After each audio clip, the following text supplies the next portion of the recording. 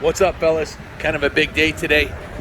I usually don't like sharing things that could be perceived as negative, but it's not really negative. We're closing one door and opening another. After 30 years, 31 years of being here at this location, we are closing the retail showroom of Kaplan Computers. We are going to keep the service department on the end open because I have about 35,000 clients we sold computers to, and I don't want to leave them hanging. And I got guys that have been here for 17 years. But last time you were in here, this was a world-class computer sales and service showroom. We spent the last 4 days behind the scenes here, in between shooting Mako 700 and gas videos. What's up, Ronnie? What's up? I'm zooming in on you, son. Hey, we're almost done. What do you got to say about the nightmare? Well, success leaves clues, and we'll see you on the other side. Yeah, success leaves clues, and failure leaves clues too. In any event, Mean Dean's been here dismantling this showroom for how long now, Dean? I think we're 4 days here. 4 days, and how many truckloads?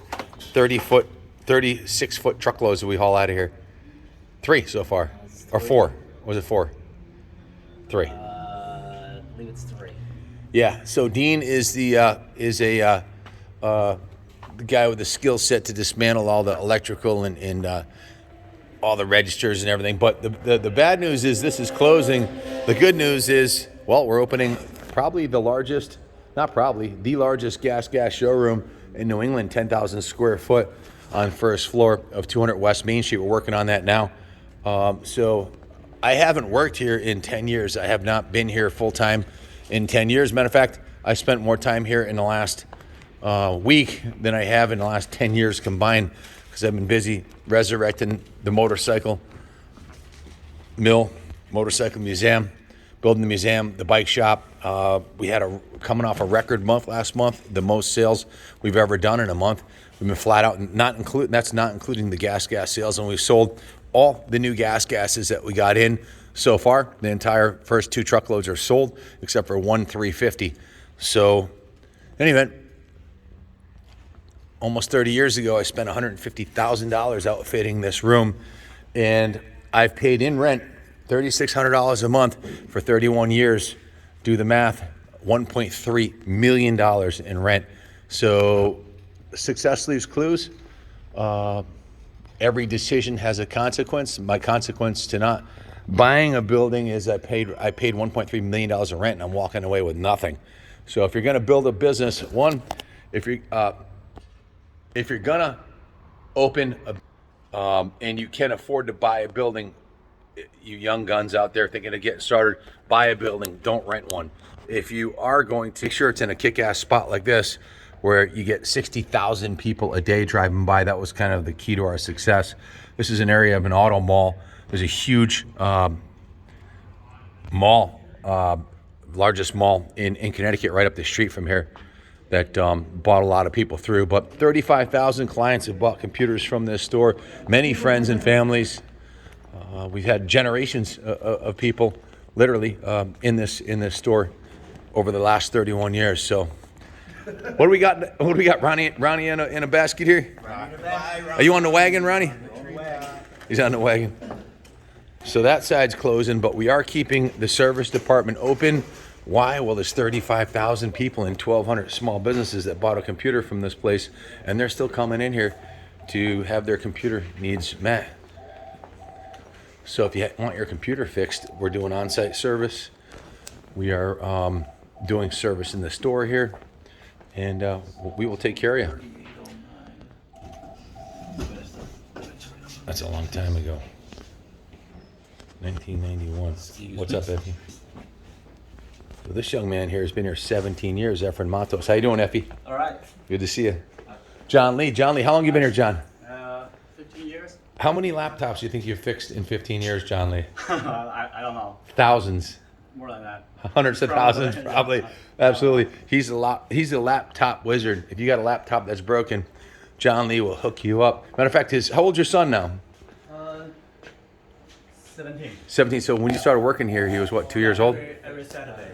His son works here every Saturday. Kind of like Junior has been working with me down at the shop now. So he's got the next generation coming up through here. So the phone's ringing off the hook, as usual. So with 30,000 clients, these guys are going to be fine.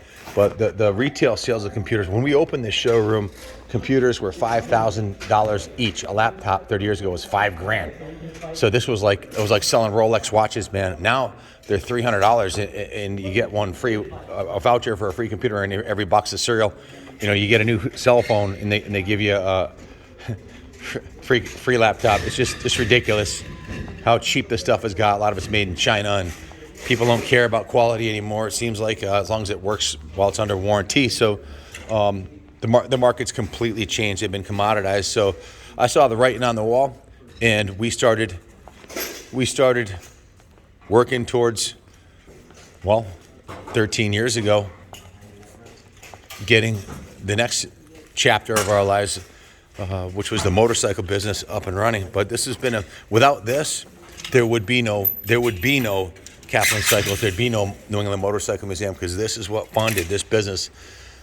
Gave me the funds to buy the compound, the 50-acre farm, to buy the mill, 11 acres in the city, the Bixby house next door. Everything you see that we have is a direct result of the monies made from this business. We filled a 30-yard dumpster full of stuff out of here, threw away a bunch of old stuff that we didn't think we need and some new stuff that we don't have a use for, sadly. But 2 dumpsters full to the brim and 3 36-foot trailer loads, triaxle trailer loads. This will be the 4th. So that's what we've been doing the last week. We're not closing the business, but I'm not here to grow it. We don't have a salesman or a marketing team to fill the shoes that were left when we left. So the industry's changing. We're downsizing. Not even sure I want to put this video up because it's not real positive, but it's not really negative either. It's basically just a fact of life. Sometimes one door closes, another one opens. Like I said, I'm super grateful for the run I've had in this business.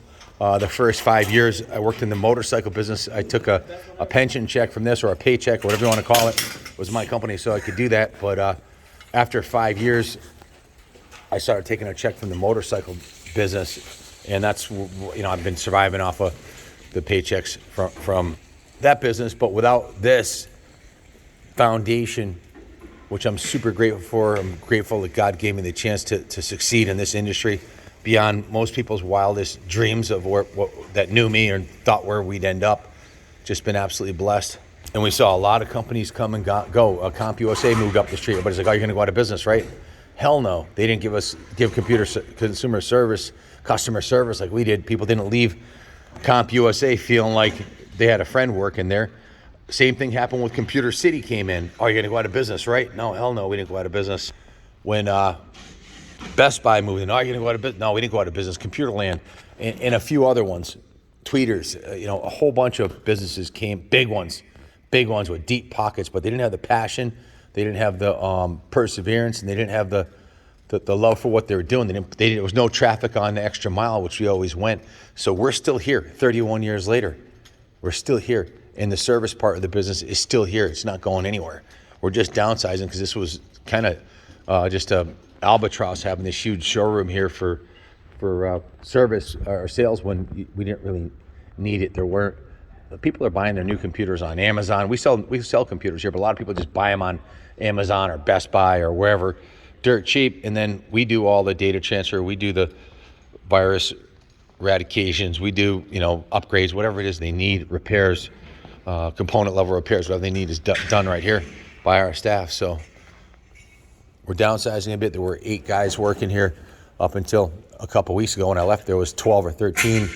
We've got 20 people working at the bike shop now, and they're down to 4 here. That's where my focus has been. It's a miracle it's still here. Without Efren Matos and John Lee and the guys, this wouldn't be here. So for that, I'm grateful. Just wanted to share with you this part of my journey because it's a big component of it. And again, the message is one of gratitude and thankfulness that this was here and that we were so successful with it over the years. So right next to Kaplan Computers for the last 30 years, when I got here, they were here before me, is Cycle Gear. So one of the ways I'd keep my sanity was every time I wanted to take a break, I'd go over here and look at all the cool motorcycle stuff. And I was always buying, selling, and building bikes. And I had a little motorcycle shop out of my 2-car garage where I'd buy and sell bikes. And this has always been a part of my world. And actually, Cycle Gear was sold to corporate cycle gear back in, I don't know, maybe 20 years ago. This was owned by some local guys I had grown up with and had known in the industry forever. And they sold out to Cycle Gear Corporate. A Cycle Gear actually opened out in California. So that's what happened. They sold it to corporate Cycle Gear, and I had an opportunity to buy this place for $100,000. I could have bought it from the original owners for $100,000. Sadly, they sold it to Cycle Gear Corporate, and Cycle Gear Corporate stiffed them, didn't pay them somehow. I don't know how they got away with it, but and my friend who owned the place had like a nervous breakdown, basically. One of them, not Albert, it was two owners. One of them, a friend of mine's uncle who owned it, like almost went off the deep end because his whole life savings was tied up in it. So they got screwed by corporate Cycle Gear. Hey, that was their side of the story. I'm sure there's two sides to every story. Who knows? But in any event, I should have bought it when I had the chance, because now it's a multi-million-dollar, largest motorcycle chain I think in the country. So motorcycle parts chain. It's changed. It's not the same as it used to be, but that's what kept my sanity. And behind here, there's a motorcycle shop called Lou's Cycle and Sled, and that's where I would get. I'd go back there and check out all the kick-ass bikes. Lou is a world-class drag racer. So this is the new entry. This was has always been our service department over here. So we are still open for business. We're still open 6 days a week. We're not going anywhere, but it's downsizing. So it's a little glimpse of the story, the history of Capital Computers. This was my blood, sweat, and tears, my life work for, 20 years. Anyways, 25 years, including my other stints in the industry. 25 years. Been here 31 years, guys. Junior's only 22. That's a long time, man. 23. He just turned 23. Anyways, appreciate your support. Just wanted to share another part of our story because it is a journey. Wanted to share it with you guys. Oh, and across the street, this was a Ford dealer. Dave Riley's dad owned this, and it was called Joe Riley's Dillon Ford. And they went out of business in 08 when the market tanked. They had a whole fleet of brand new Super Duty trucks, that whole rows and rows of them over there. And they sat there for 6 months and didn't sell any. Back in when the economy went down the shitter in 08, and then Ford came and took the sign down and repoed all their trucks, and they lost everything after a lifetime of service. And now, if they could have hung in there, look at the market now. You can't even get a truck. These trucks are selling for 10 grand over retail. You couldn't give them away in 08. The pendulum swings both ways, guys. It swung too far the wrong way, and they lost everything.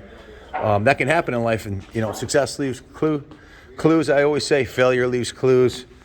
Every decision you make, whether it's a good one or a bad one, has a consequence. I like to think that most of the time, good decisions have good consequences. Pretty much all the time, bad decisions have bad consequences. So choose your decisions wisely. Follow your heart. Follow your dreams. Find God's will for your life and go for it. And no matter what, win, lose, or draw, if you're living God's will for your life and following your dreams, you'll never go wrong. Here I am in the picture here. I was 26 years old when I started this business. Taylor's age, Junior's 23. So I was a young buck. I'm not a young buck anymore.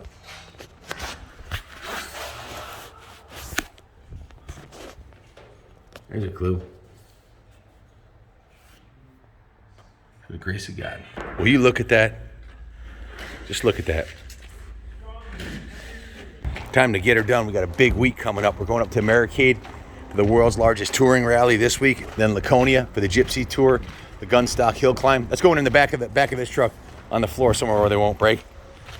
And the week after that's MX Rewind. So the busiest part of our year is coming up for events here in the Northeast. Stay tuned. Lots of great things coming. Thanks for being part of our story and part of our journey. Thank the good Lord. God bless America.